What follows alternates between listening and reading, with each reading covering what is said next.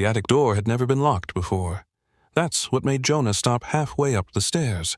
His house was old, the kind that creaked even when nobody moved. But tonight, every step up the narrow staircase sounded louder than usual, like the house wanted him to hear it. His parents were downstairs watching TV. The clock read 11:47 p.m. He should have been asleep. But he'd heard the footsteps above his ceiling again, slow, careful, like someone pacing and trying not to be noticed. Jonah reached the attic door and touched the knob. Cold, much colder than the hallway air. He twisted it, locked. He frowned. No one used the attic.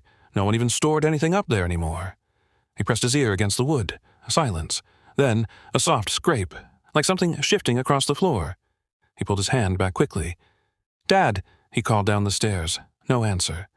The TV must be loud. He shouldn't have, but he knocked. 3 gentle taps.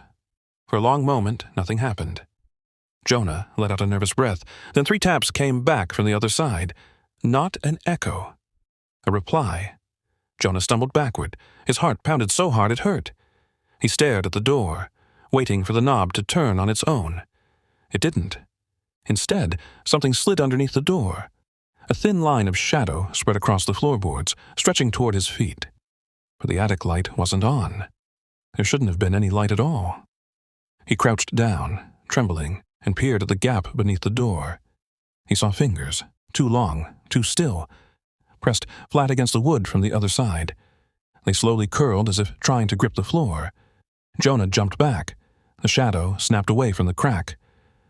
Silence returned, heavier than before. He ran downstairs. "Dad, someone's in the attic." His father muted the TV, confused. "The attic, it's empty." "It knocked back," Jonah whispered. His parents exchanged a look, then his dad grabbed a flashlight and climbed the stairs with him. Each step groaned. Jonah stayed close behind, wishing he hadn't said anything, wishing they'd just left the house. At the top, the door stood slightly open. His father frowned. "I thought you said it was locked." "I didn't open it," Jonah said.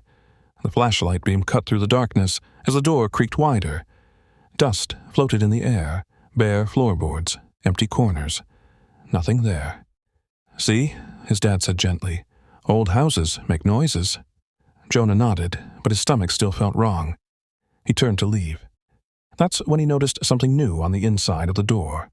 4 thin marks scratched into the wood, long and uneven, like someone had been trying to write but didn't know how.